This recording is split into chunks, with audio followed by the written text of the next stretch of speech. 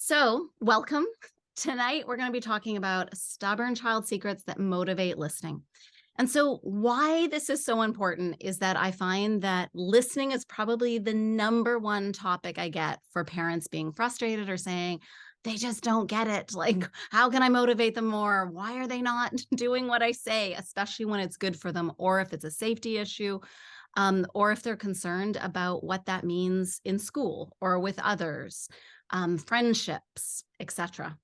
So you are definitely in the right place if you feel frustrated. Your child rarely, if ever, listens or questions everything or only wants what they want. This is the vast majority of the frustrations I hear. So I was really excited to present this tonight. So I just want to start with this quote, which is parenting a stubborn child is a little like being given a daily pop-up test you can never study for.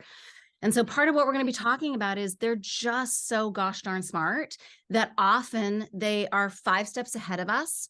And they keep just when you think, oh yeah, we've nailed that. Okay, I'm using sticker charts, or we've now trying a different thing with chores. And we think, yes, we got it made. Oftentimes they'll throw you a curveball and you're like, what? Like, how does this work? Especially it can be frustrating if you have another child who just does it, who does it willingly. Or you have one child who is starting to get really stubborn or finds a loophole, and then they're actually teaching your other child some habits that you'd rather them not learn. So tonight, I want you to learn 3 important things. And so the first one is why stubborn children are more difficult to parent, and why this is ultimately, it can be a great thing for you. The next thing I want to go through is the 3 most common reasons for pushback, meltdowns, backtalk, and overall rude child behavior. And this is aside from the obvious of being overtired and hungry. There are times where it's just a simple thing of we're off or we're getting sick or those kind of things. That's not what I'm going to be talking about tonight, because I'm just trusting that you are going to make sure that you've got those ticked off. The last thing is how many stubborn children are sensitive children in disguise, surprise for some of you, and why this is also key to curbing angry child cycles. Hmm. And just so you know as well, I got a little, the kids sometimes come home and my dog sometimes barks. He doesn't bark for long, but that's the only thing that'll get in the way. He's lying down here, but That's okay. just okay. Thank you. Just this is the joys and challenges of working from home. Mhm. So this class is going to be 60 minutes. I will end at the top of the hour, and I just suggest if you really want to get the most out of it, turn off as many distractions you can. We'll have a replay. If you want that replay, I will be happy to pass it on to you. And around the 45-minute mark, I'm going to make sure that I get your personal questions answered. Or as I said before, in between, if they're kind of quick ones, please just raise your hand, speak up, and I'd love to help out. So Heidi, I know we know each other, which has been great. Valerie, I don't know how much you know about me, but we've never met face to face, which is always fun to see warm faces. I really consider myself a strong-willed child turnaround specialist. That's where I've spent the bulk of my career. So I've spent over 26 years now helping moms and often their spouses get their stubborn child to listen, but without the yelling, nagging, caving in, so everyone can enjoy a more peaceful and fun home. This is really my passion, is that kids are growing up in a home where moms and dads are also feeling more at peace with themselves, so they can also be a safe haven for their kids, and also to demonstrate what it means to be a happy, healthy adult. Not perfect, but generally speaking, their default is, they are a calm force that anchors the home. I wrote many, many years ago a book called When You're About to Go Off the Deep End, Don't Take Your Kids With You. And I had the great pleasure of speaking over to a million parents through radio, television, and magazines. I am a recovering people pleaser through and through. I've got one wonderful ADHD teen, and I have up to 3 other teens living with us in and out, and a dog named Coconut, which I mentioned before. We live on a very hippy-dippy island right at the border between Canada and the United States with a population of 10,000. That's just a little bit about me. Um, so these are some stubborn child secrets. The reason that what we're going to go over tonight, the reason they're so important is because rude child behavior can cause parent burnout faster than almost anything I know. Um, right now I'm constantly not only amazed, but it's not even perplexed, but I have had a lot of, I can think of a few clients I'm working with right now where it bleeds into almost every area of your life. And so this is really number three, that this angry child cycle creates stressful tension in the home, but it can also negatively affect all areas of life, from their career, because they're exhausted at night, they're not getting as much sleep, or they're worried, or in their marriage, even in their extended family. I've seen it at holiday gatherings. And then even just worries about, what does this mean for my child? The mama fears of, oh my gosh, like, are they ever going to be normal? I hear that a lot. Will they be normal? I just want them to be normal. Why can't they just be part of the bell curve? Why can't they just be like so-and-so's kid? And if you fail to respond in a way your child respects, I also have seen how it can actually damage your relationship well into many, many years down the road. And that's what I really want to help curb and prevent as much as possible. And the last thing is, stubborn kids can turn into spoiled kids others don't like. And I feel like this is one of the things that can really handicap them in life. So really, really important things. Everything I teach comes from what I call the peaceful parenting path. And so, really, what we're looking into and diving into more is on the first tier, which is the love foundation. And this is really my focus is getting clarity, because the more clarity you can have, everybody loves going up here. And I'm even working with some clients right now, and we're in the picket fence boundaries. I'm like, yes, this is how we're dealing with it. But I'm always coming back to the parent yourself and the love boundaries, because without that clarity, it's like you're not, you don't have the foundation to build from. And that if you are choosing things ad hoc, saying, and by the seat of your pants, and you really don't have these down, and I even go back to them, even just the last few weeks, I'm like, you know what? I There's a couple of things here where I'm not grounding in enough. And it's great because I'm not perfect either. But what's great is I have the tools, and I'm like, right, let me go back and just focus on this a little bit more. And then I see that, oh, lo and behold, they're asking me more questions. I feel more connected. I feel like we're having more fun together. I feel that things are easier. So let's go right into it. So the stubborn child secret number one is what I mentioned a little bit before, but they are sensitive kids. They are often sensitive kids, and they might not appear that way, but they often have emotions that tend to be bigger. They feel everything. They're more dramatic. Everything is just a whole lot more. It's just dialed up that much more. Transitions, new situations can be tough. They often don't just roll with the punches. They need information. Why? Well, why is it that way? And why are we doing it that way? And that part can be totally exhausting. They can also get hurt really easily. And sometimes over time, they will either, I feel like they turtle themselves. They kind of go into their shell and they armor themselves. So some of them can come out like fists flying, and be like, I can do anything. But it's usually a big facade. Often they're big softies underneath. And when it goes for over time, often they can hurt back. So I'm thinking about some parents I'm working with right now, where they're feeling really hurt by their very young child. This isn't, even a teenager, which can also happen with teens, but it's like, you're the worst mom in the world. I hate you. And one of them I'm thinking of right now, it used to be towards her husband. And then just last week, it started towards her. And she was like, ouch, this hurts. What do they need? They need safe space. They need extra time. They need extra hand holding. They need extra understanding, all of which can take more time, mindfulness, energy, which often we don't have enough of, and a whole lot of love.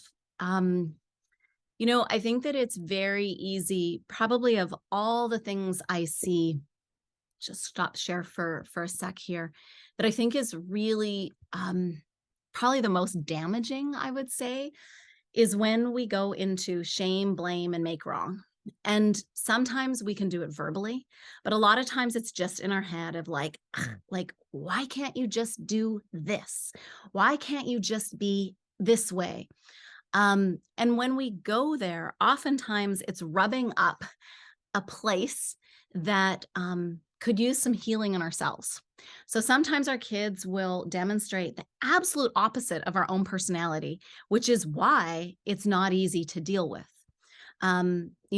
If I'm thinking about some of the very responsible parents I have who think things out and, very tickety boo, and their kid is like fly by the seat of the pants. What? Let's try this. Some real risk takers. And it's either, I find in the parents, it's either things that is so foreign to us, so uncomfortable to us, or it's something that we weren't allowed to do that was shut down in our own childhood, where that can trigger, yeah, no, we don't go there. And many of these things aren't even entirely conscious. And that's why when I talked about that peaceful parenting path, the more we do a deep dive kind of under that iceberg to really put our snorkel mask on and look at what's really going on. That's why the very first step I was talking about is parenting yourself, because the more we know ourselves, the more we know our triggers, the more we know our hot spots, our itchy places that are like, yikes. Generally speaking, the more we can heal and do something with it, because you better believe kids more than anyone else and partners too. And then that's just spouses, they tend to do it as well. They tend to be the ones to hold up this big mirror and sometimes it looks like a big ugly mirror that we really don't want to look at, that show us that we got work to do. Yeah, there's layers to that onion. Not so pretty, but I'm seeing some head nods, so I'm hoping you're getting this part. Okay, so the next one is, I really love this quote, and I think it's always important to bring up that misbehavior isn't really a problem, at least for your kid. It is a creative solution your child's found to get their needs met. And the reason I feel this is so important is because when we put this hat on, when we frame our child's misbehavior or what's driving us crazy, if we come from more a curiosity place, it's like putting on our lab coat of being researchers and going, isn't that interesting? Rather than, I can't believe they're doing this. This is ruining my life. This is getting in the way of, this meeting, or we're not getting there on time because they did this. If we really look at it like, oh, it's actually not a problem for them, because a lot of parents go into, well, it's a problem, and they think, okay, well, let's just fix it. But the kid is like, no, it's actually getting their needs met. It's just always important to go back to that. So on that note, the second secret I want to reveal is they're super smart, like super smart. And, they're incredibly creative. They often have big inspirations, and they can appear impulsive. This can make them difficult to parent, but it's also their brilliance. It's also their incredible gift that they're going to bring to the world. They're often 3 steps, if not 10 steps ahead of you. Like, it's like they're playing a chess match, and they know, like, they have strategized out. So any which way you go, you can almost feel trapped by them. Plus, they have just a lot more time on their hands than we do to strategize ways to help them get their way. They're often incredibly determined. And so one of their superpowers, they can be like your in-house parenting loophole finder. Yes, they're often mini lawyers in the making. So freedom and fun are often their battle cry. And I hear from a lot of parents, it's like, oh, well, I have to turn like everything into a game, or everything is like I'm mediating. We're saying, okay, I'm going to give you this for this. And so this is why setting boundaries that they respect is so incredibly important, because they are super smart, that if there are times where you've done one thing one time and not another time and haven't explained your reasoning for it, it leaves an opening of, yeah, the rules are flexible, and already they're looking for ways to get around those rules. The challenge here is to find the Goldilocks just right, because if you come down too hard on them, that sensitive part of them can just shut right down. And if you come down too loose on them, where you're caving in too many times, they just don't respect it at all. So what's the need here? This is consistent responsibility that provides some autonomy and control. And this is really key to successfully raising a stubborn child who gets their needs met and thinks of others too. You know, kids are in the developmental stage where they are narcissistic. That is actually a good thing. That's how they're very self-focused. And part of growing up and maturing, and a part of our job as parents, I believe, is to help transition them, to help have that bridge from just thinking about themselves to also realizing how their actions, how their words, how their behaviors impact others, but without lecturing so much. Just going to put that one out there, because often we go into, oh, then we're going to use this as a teachable moment. And yet they're like, blah, blah, blah, blah, really, whatever. So it's often a fine line between misbehavior and adventure. So one of the things when I talked about like the fun and the freedom that they're wanting is that it's interesting. I was just talking with my partner over the weekend, and he was looking back at school and saying, how crazy it was that he wasn't a great student. He would do all kinds of crazy things. But when we really looked at his needs, where he loves fun, he didn't respect a lot of rules and regulations. Kids are home. Come on, coconut. Come on, buddy. When that happens, that he found brilliant ways. Like, I'm like, well, actually, it makes a lot of sense. Like, you found brilliant ways of getting your connection with your friends. He would find amazing ways for them to cut class and help them do the same.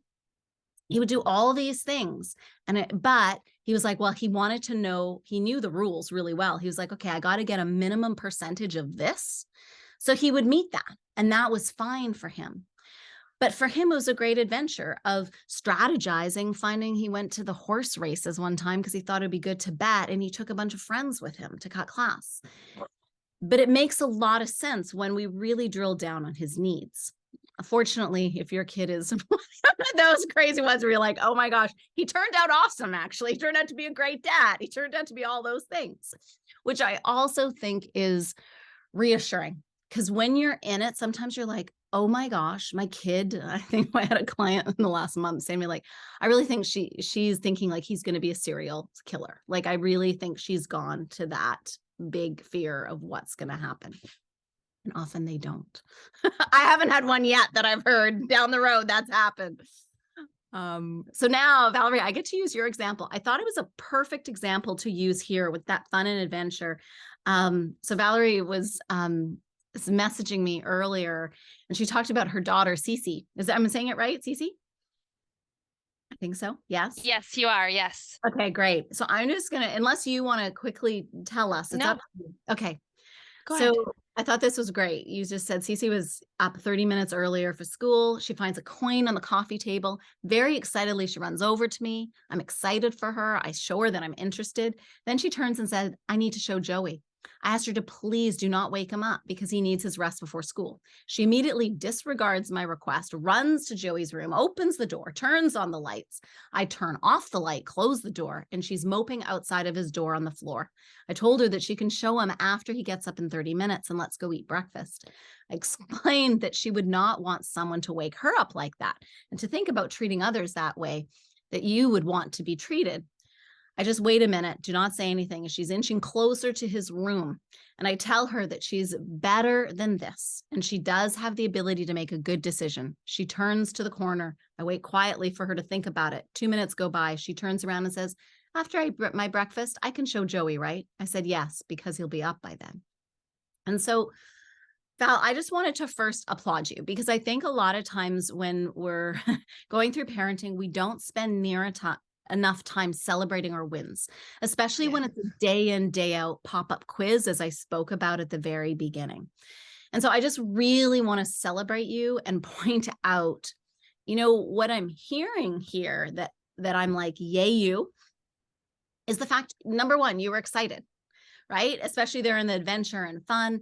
Many times as exhausted parents, it's really hard to muster up the excitement or have the focus of, you're interested in this? Like my kid to this day is interested in rockets, like, but like knows to detail about rockets, when they're launching, when they're, and I'm like, and so like but I mean, it's at nauseum sometimes. And I'm like, wow. And so I found that I have to just almost to entertain my own brain, come up with like really interesting questions. Like, okay, so tell me again the difference between that. How did you know that? How did you look up the research to find this site? How did you get on that site? Oh, it's a private site. How did you find your way in? Like, I have to come at it from different angles because he will just talk at me and I don't understand it. So yay to just finding a way to be excited. Yeah, showing that you're interested.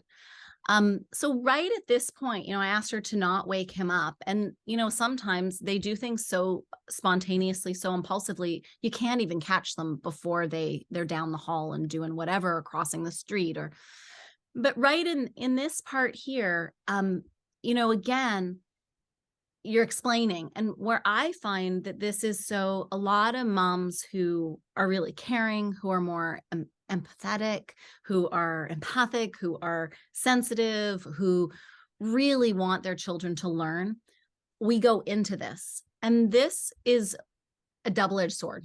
One part, it's great for connecting with that sensitive part of them. And the other part is sometimes this can go on for too long where they're not actually getting the lesson. So when I mentioned kind of before in terms of the lecture, it's that fine line of, are they really taking that lesson to heart? Because the more that you get them to think about what worked for them or didn't work for them, to find out what's truly in it for them. And in this situation, what's in it for her, I'm guessing, is around the excitement. She wants to share it. She's bubbling over with enthusiasm. It's like, whoa, let's bring out the megaphone and get everyone here. It's going to be a performance. Yes. It's a coin performance, which is great. So it's going with that enthusiasm. And in this suggestion, again, that here, I applaud your patience here. I wait quietly for her to think about it. I want you to keep all of that. Because those check off so much of the connection, working with a sensitive child, really supporting their passions, holding space for their passions, all of that. I'm like, yay, you. The only part that I would focus on is that lecture part, is that part of going into so much detail about trying to fill in the blanks for them. It's like we have dot to dot, like, it's like a dot. Do you remember those dot to dot puzzles where we're drawing the lines and like we're not only drawing the lines for them, like we're coloring it in, we're like putting their name on it for them. So that can take it too far. And the reason it can take it too far, hold on a second. I might have somebody, whoopsie. That's okay. I'm not going to end the meeting. Okay. I just wanted to make sure. There's somebody who really wanted to come on late and I just wanted to make sure I hadn't missed her. What can happen is that they're not actually they just start to tune out the lesson altogether. And because they want to be autonomous, oftentimes they'll listen to you give the lecture of, would you want someone to do that to you? And they're just like, whatever, I'm going to do it anyway. So it actually can, over time, I'm not saying it's happening right here, but start to backfire on us because they're just going to do the opposite of what you want them to do.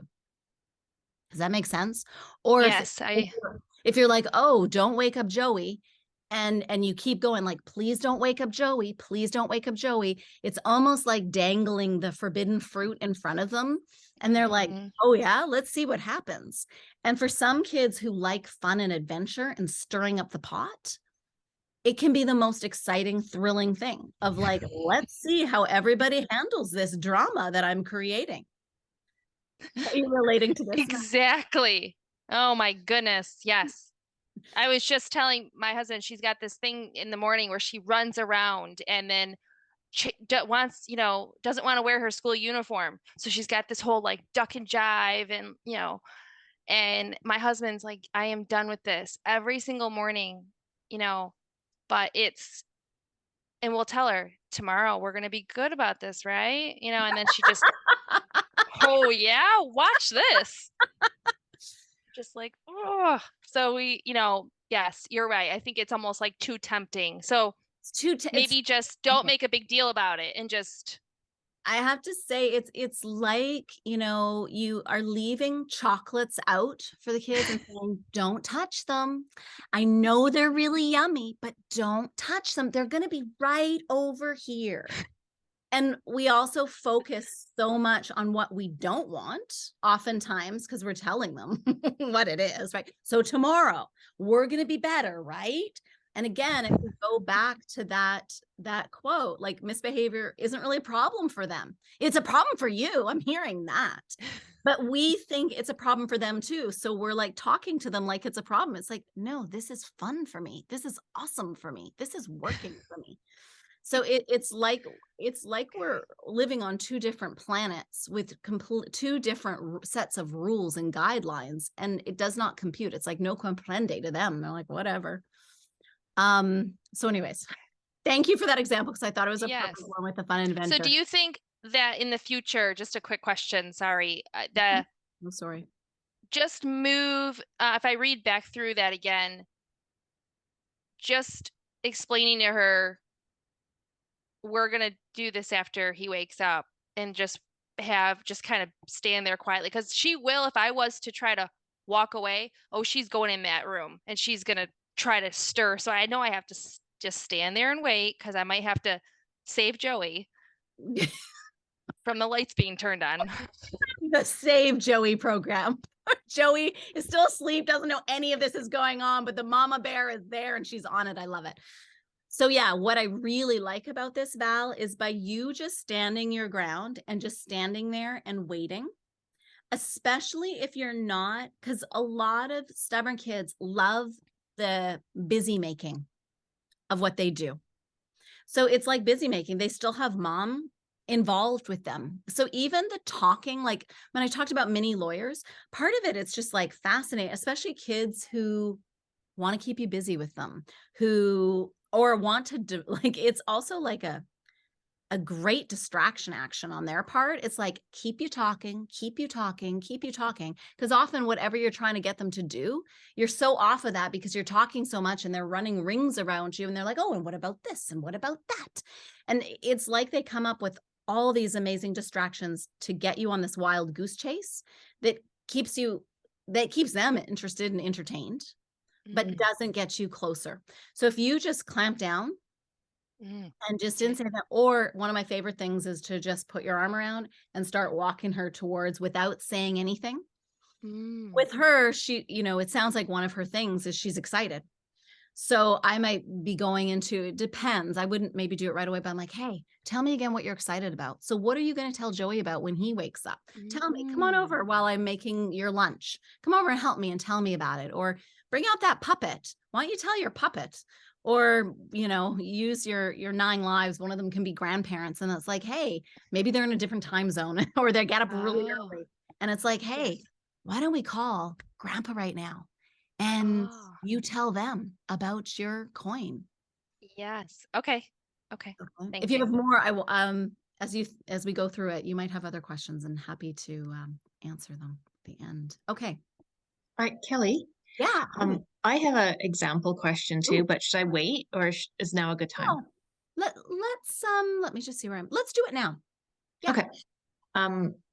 Robin, I have an 11-year-old Robin, and she tends to blow things in her head or make things worse than they are in regards to social situations. So in the mornings, I drive 3 kids to school, Robin and 2 others. And usually the 2 others who are a year older than her sit in the back and she sits in the front. And I'm always trying to get her to sit in the back too, because there's an immediate physical divide. And they usually come in and they'll go to each other, what did you do this weekend? And then they'll start chatting. And then someone will go, Robin, what about you? And Robin already by this point is like, nothing, done anything. And then she comes home crying every day saying, I'm always left out. Nobody ever talks to me. And I'm like, well, you've created a situation where you've already told. And I don't know how to tell her. I've tried to tell her very specifically, this is what you're doing. Then she goes into the, I can't do anything right. You always tell me I do everything wrong. And it's, well, you kind of are at this time. I'm having a difficult time trying to teach her small social behaviors that can help her get into a conversation and feel included. Gotcha. So Heidi, this is a really good one because I feel like it's kind of layered. So let me go through a couple of layers and I want you just to kind of sit with them. I'm going to do kind of a quick overview. And then if you want, stay on and we'll go even deeper on it. Does that work for you? Okay. Mm-hmm. So one of the things is that actually I did a masterclass last month and it was on sibling rivalry. We talked a lot about how do we get our significance needs met. And so I think that here it's looking at for Robin, how does she find her way to belong, not only in your family, but also within a greater social circle. And so if we can't belong, belonging also often has the attention spotlight on us. And so one of the spotlight ways, an easy way, is to pout. And to, right, because it draws a lot of attention. People are like, oh, well, come on, what, and there's just more attention on her. And kids are really great observers, but they're terrible interpreters. And so sometimes their interpretation skills are, oh, well, I'm getting attention for this, or, oh, this is how I keep people busy with me, or this is how I stand out, or this is how I don't know what's going on for her. But my guess is there's something along that. Does that ring true at all, Heidi? Yes, it does. Okay, great. So then the second thing is I really like you noticing already that there's this physical divide. So sometimes, like Val, when we were talking, we can use our words and like you hear us and we all do it. This is my biggest downfall as a mother is I go into, I know better. I want to use my great wisdom and my great experience to pass it down and make life easier for you. But rarely, if ever, does it do it. It's experience that does. And it's when they start, when we ask better questions of them. So Heidi, what I'm hearing is that when she goes into like, I can't do anything right, I would really start going into, so Heidi's been in my boot camp before. And so do you remember talking about Socratic parenting, about asking better questions? For me, I feel like there you could fine tune your questions of, is that true? Like even just asking, right? Like you always, I can't do anything right. Huh? Is that really true? And leave it. Because I think, again, we try to go into filling the blanks for them, connecting the dots for them. We don't let time just to pause. And because what I'm really wanting, where I would really want to support Robin is getting her critical thinking online for her to start thinking, oh, is it true? The next piece I have for you is where I was talking about that physical divide part. So I would just be looking at what are actions that you could do. So it might be like, hey, from now on, it's a new thing. We are doing rotating chairs in the car every day. We're just doing rotating chairs where it's actually not then an option for her to always put herself physically away. So I might even talk with the other parents. I might even get them on side because sometimes I like, you can coordinate things. Some people might call it manipulation, but I would call it coordinating things in a really strategic way. It's kind of like using our own stubborn kids' best medicine, because I believe that stubborn kids actually really need a stubborn mother too, to a certain degree. And when I say stubborn, it's not stubborn from a pouty, which we can go there sometimes and have our own temper tantrums, but it's really from a place of, you know where you're going, you know what you're wanting to help them with, and helping to have a safe place and a structure put in place where there's boundaries that help move them there. So I know you, Heidi, I know how exceptional you are at carving out community and having community support. So I might be looking at, hey, especially if I trust one of the other parents, I'm having this challenge right now. Would you be willing to help me, where all parents, especially if you're sharing the drives, that they're actually doing the same thing as well when they're driving her. So it's also not just coming from you. I would be also talking to grandparents or my husband in your case to make sure that it's consistent, or this is just what we do, as just to shift the energy. Final thing I want to say, and then I'd love to come back to it at the end and just finesse it more. The final thing I would say is to really watch what that might be triggering in you. The more I work through with clients, the more I really think that sometimes it can also be our fears of, oh my gosh, she's never going to be accepted. Oh my gosh, this is happening. Oh my gosh, she's never going to have a friend. Oh my gosh, she's never going to get married, or I don't, like, whatever it is for you. Because I think that I believe it translates, especially with sensitive kids. They pick up on a whole nother level. It's like they've got their own spidey sense. And so it's also around, before we're dealing with a situation, especially if it's a long-term situation that we've been dealing with for a long time, can we accept that for at least right now?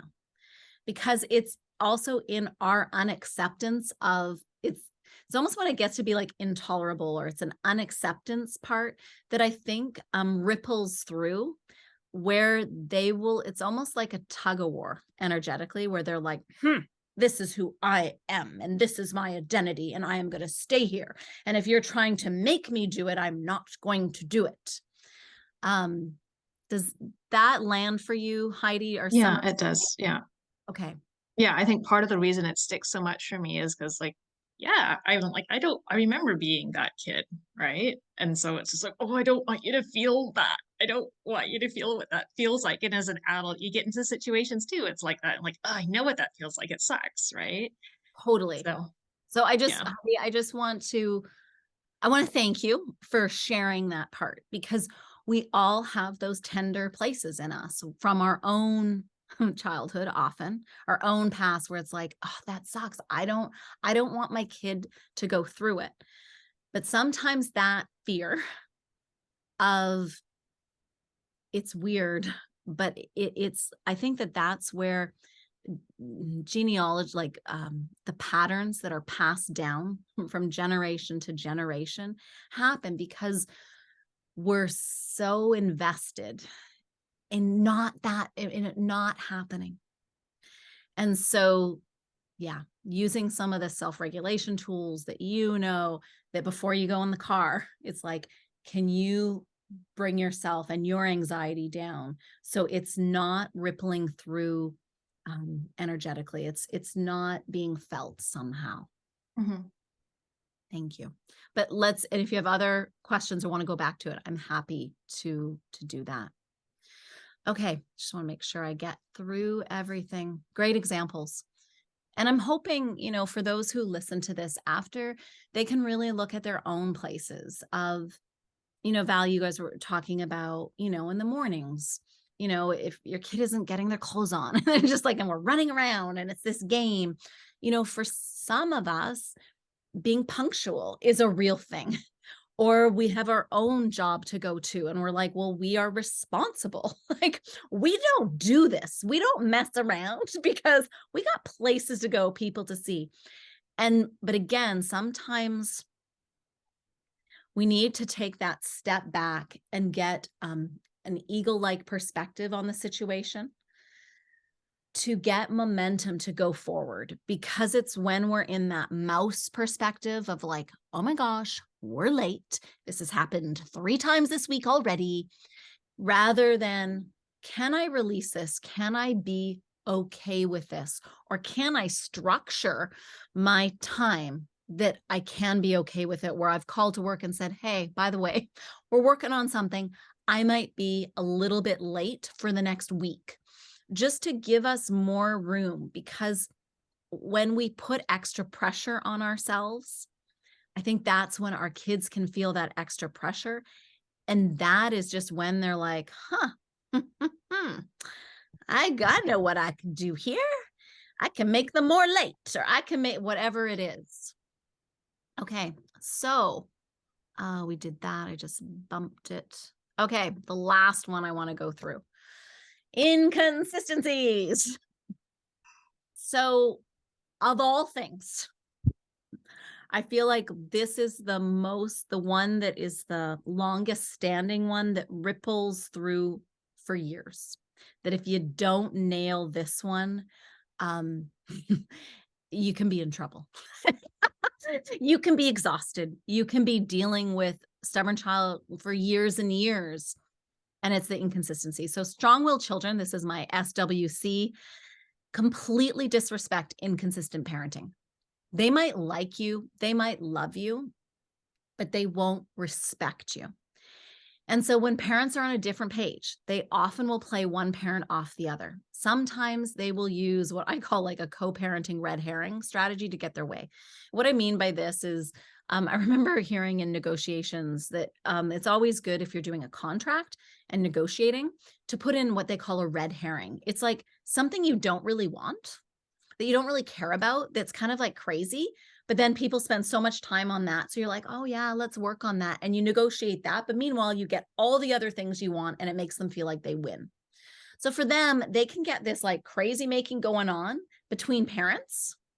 I have clients right now where they've just discovered this, like of a major aha, where they're like, oh my gosh, we're on the same page. And then we're all exhausted. And then the dad gets upset because the daughter is getting the mom so upset. So then he comes in and becomes really heavy-handed, almost because he's trying to protect the mom. And then they start kind of saying, hey, no, we're not doing this. And she's kind of there in the corner. And she actually, they found sometimes is then they have this big discussion. One walks out the room, the other one follows, and she goes and gets her device while they're fighting about it, which is what she's wanted in the first place. So they're again, we go back to smart, but if there's not that consistent, this is how we deal with it, they can make crazy making and we can let it happen. And so remember we talked about like they're harder to parent ultimately. So let's talk about the potential gift here too. If you take the opportunity to really master strong-willed child skills, I believe you will become a much better parent and a much better whole healed human being. I feel like this is the greatest gift they give us constantly. But it is harder. You know, you can have a more agreeable kid who comes out of the womb who's just more flexible. And it's like, yeah, I want that. And yes, I agree with you. We all like really, if it's on the menu, we get an option, be like, yeah, give me that. It is a lot easier. I hear that. But we get what we get. We can get upset, but it doesn't help us. So the big one is, you know, really going with the gift here of how, because the fact is, as human beings, we don't tend to seek change. We don't tend to seek healing unless there's some pain. And often they offer that to us. The need here is trust and integrity. This is a big one. I'm going to show you a quick clip from a client I'm working with right now. She's given me permission as kind of a testimonial, but the biggest one they've been working on is integrity, are they walking their own talk? And so some of it relates. I'm going to just play Sophie's here. It's, I think, a minute and a half. Hopefully this works. I've never done this. Hello, my name's Sophie, and 12 weeks ago, my family and I started working with Kelly.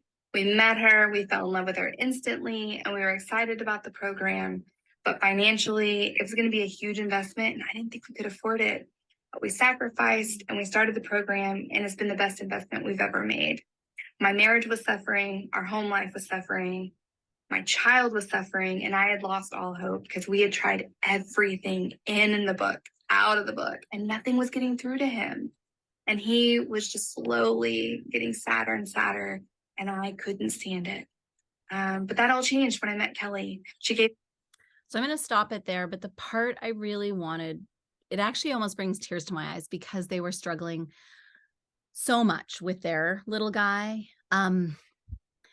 the part that they really got was the inconsistencies, where one week they were doing one thing and then things would get exhausting and things would come up in their work and they'd have deadlines at work and then they wouldn't be consistent, or they would change things completely, or they would go back to something. And this is such a deal breaker in terms of really getting momentum. Of all the things I teach, I feel like this is the most important one.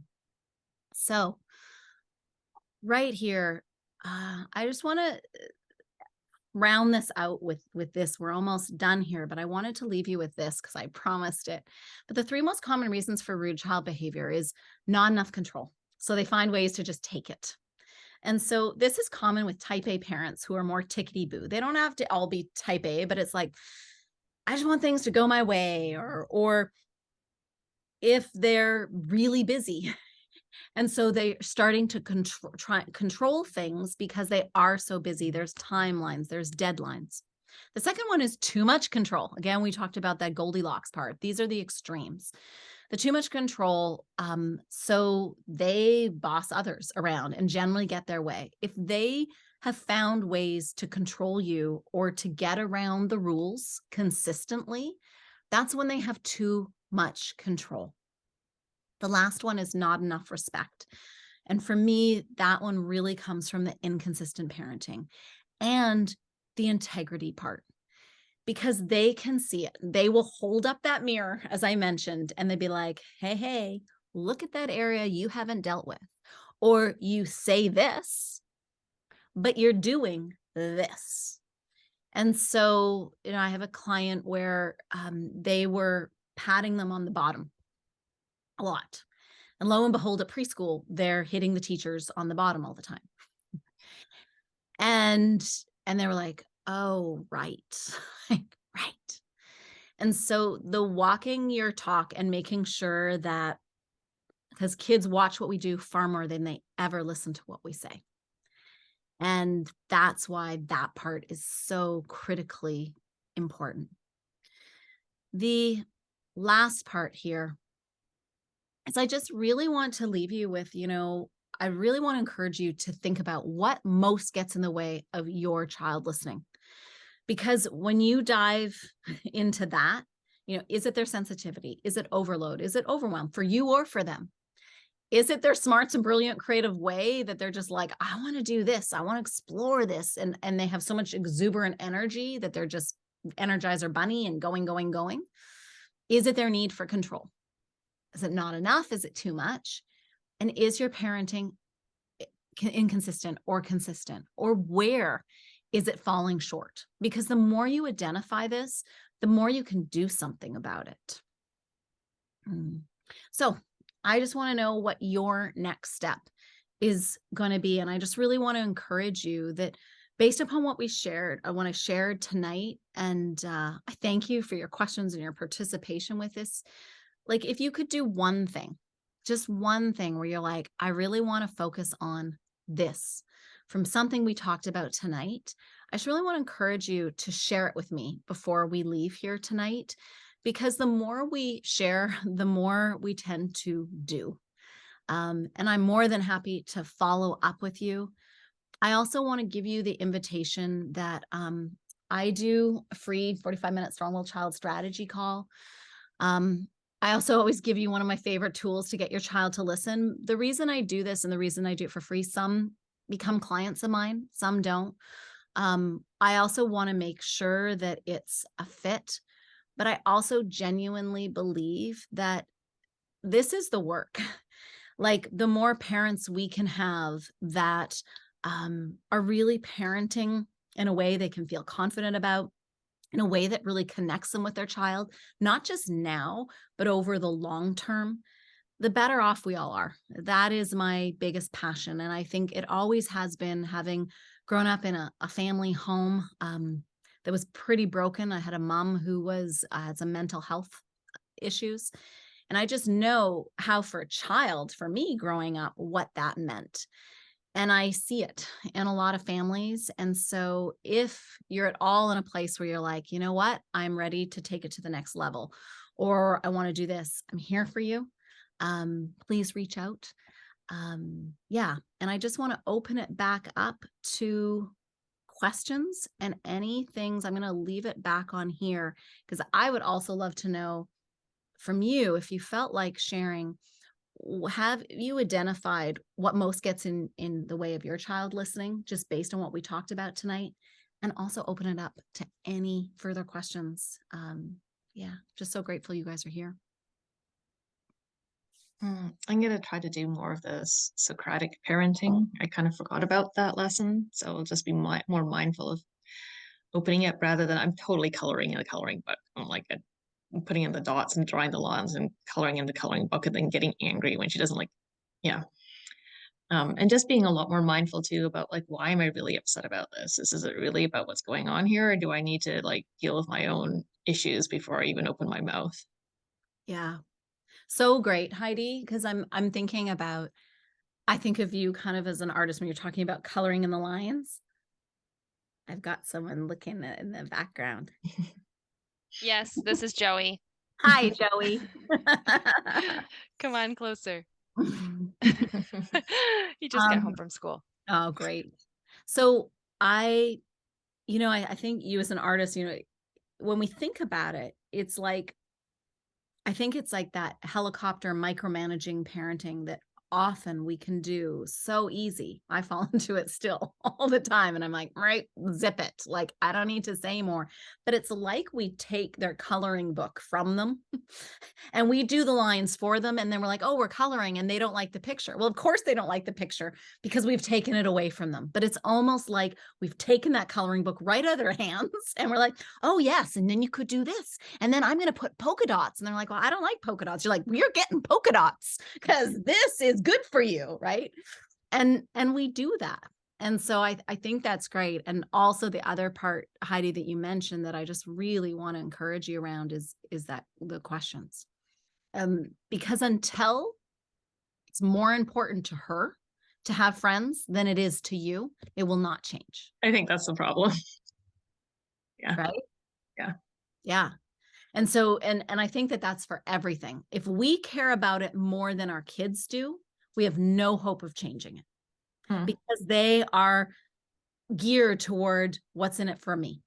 That's how they're geared. That's how they're wired. Yeah. Great one. Thank you, Heidi. Val, did you get anything from that where your insights? Yes, I wanted to. Could you give me the pink water bottle? I want to put Here. it on there. Meet Cecilia. Here's Cece. I'm wrapping up this meeting, sweetie. So 1 second, okay? So yes, I got a lot out of your session today. Thank you so much for sharing it with me and inviting me and taking my questions. I think the biggest thing that I talk too much. I like to explain and try to share, the wisdom and pass it down, which to a 3.5-year-old, that's just funny. So yeah, but I think that I have to practice just not talking as much.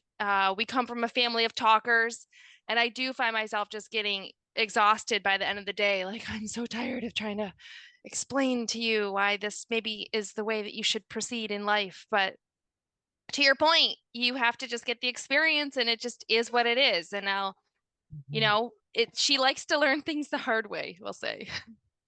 Or the fun way. The fun way, exactly. No, that's the other thing that you gave me is that feed into the excitement, because we do live in a different time zone, and my in-laws are awake and they're active, and they probably would love to get on and FaceTime with her at that time of morning. So great. Have the conversation start there and get them excited to chat with each other. That's awesome. I love it. I love it. Love it. Love it. I'm going to wrap up in the next couple of minutes, and I know you've got kiddos home, etc., but I'll also stay on to answer any more questions. I just want to make sure that I'm cognizant of time